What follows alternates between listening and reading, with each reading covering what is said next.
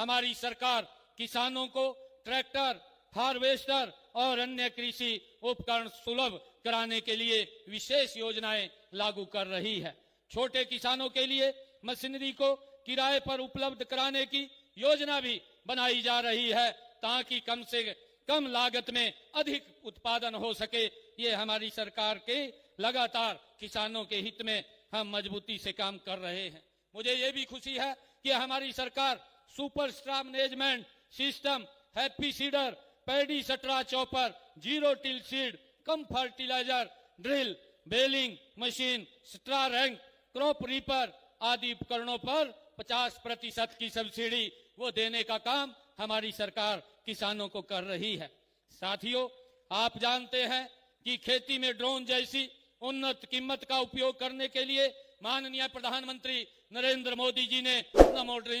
Drone दीदी योजना का शुभारंभ किया है। हमने हरियाणा में इस योजना को लागू करते हुए महिलाओं को ड्रोन पायलट प्रशिक्षण देना शुरू किया है। उन्हें 8 लाख रुपए की लागत का ड्रोन भी मुफ्त में देने का काम ये हमारी सरकार कर रही है। मुझे खुशी है कि हमने हरियाणा के अंदर अब तक 100 महिलाओं को ट्रेनिंग दे करके इस ड्रोन के अंदर उनको स्किल किया है और 100 बहनों को हमने नमो ड्रोन दीदी योजना के तहत उनको ड्रोन देने का काम ये हमारी सरकार ने किया है, जिससे कि हमारी बहनों हरियाणा के अंदर अपने किसानों की 24 फसलें, मैंने कहा था कि हम 100% फसल अपने हरियाणा प्रदेश के अंदर किसान की एमएसपी पर खरीदने का काम ये हमारी सरकार करेगी। मुझे ये भी खुशी है, हमने ई मंडी के माध्यम से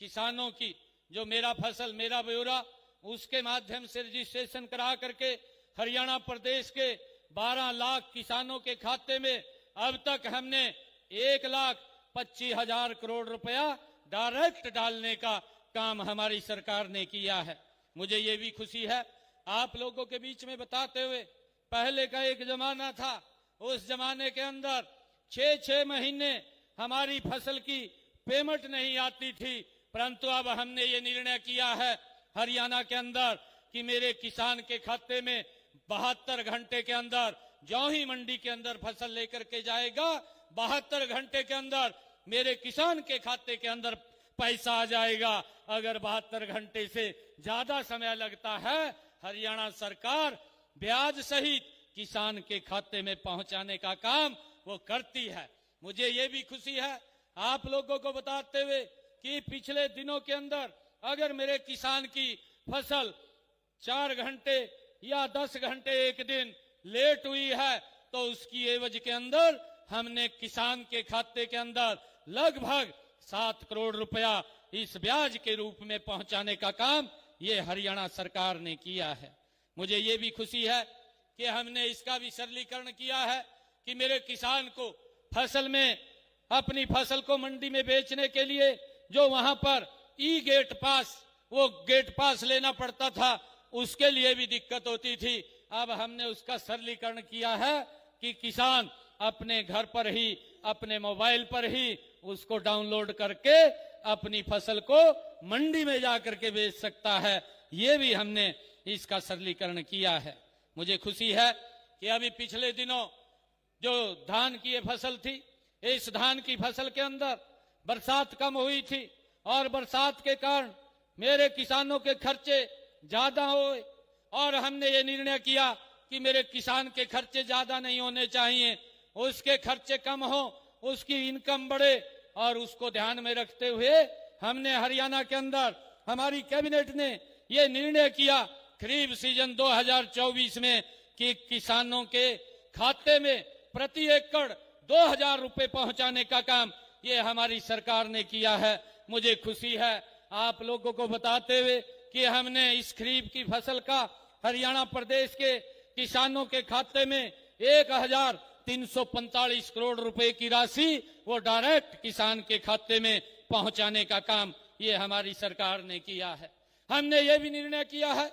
मैं आज अपने किसान भाइयों के बीच में हूं क्योंकि विपक्ष के लोग कई प्रकार के झूठ की अफवाहें फैलाने का काम करते हैं और ये कई प्रकार की बातें बोलते रहते हैं, ये नहीं हुआ वो नहीं हुआ। भाई आप भी सत्ता में रहे थे, मैं तो उनको पूछता हूं, भाई तेरे समय में क्या हुआ? हम तो लगातार किसान की स्थिति का सुदृढ़ीकरण करने का काम ये हमारी सरकार कर रही है। मुझे खुशी है बताते हुए आज हिसार के किसानों के बीच में जो अंग्रेजों के जमाने का एक अभियाना मेरे किसान के ऊपर लगता था, उसे हर साल वो अभियाना देना पड़ता था। मेरे किसान का 133 करोड़ रुपया वो अभियाने के रूप में था। हमने अपनी कैबिनेट के अंदर बैठ करके निर्णय लिया कि ये जो किसान के ऊपर अंग्रेजों के जमाने का अभियाना कर लगा हुआ है, इस 133 करोड़ रुपए को तो हम समाप्त करेंगे, परंतु आने वाले समय के अंदर मेरे किसान के ऊपर कोई अभियाना नहीं लगेगा, उसको भी जड़ से खत्म करने का निर्णय ये हमारी सरकार ने लिया है। भाइयों, मुझे ये भी खुशी है कि हमने एक बिजली जो बड़ी लाइनें मेरे किसान के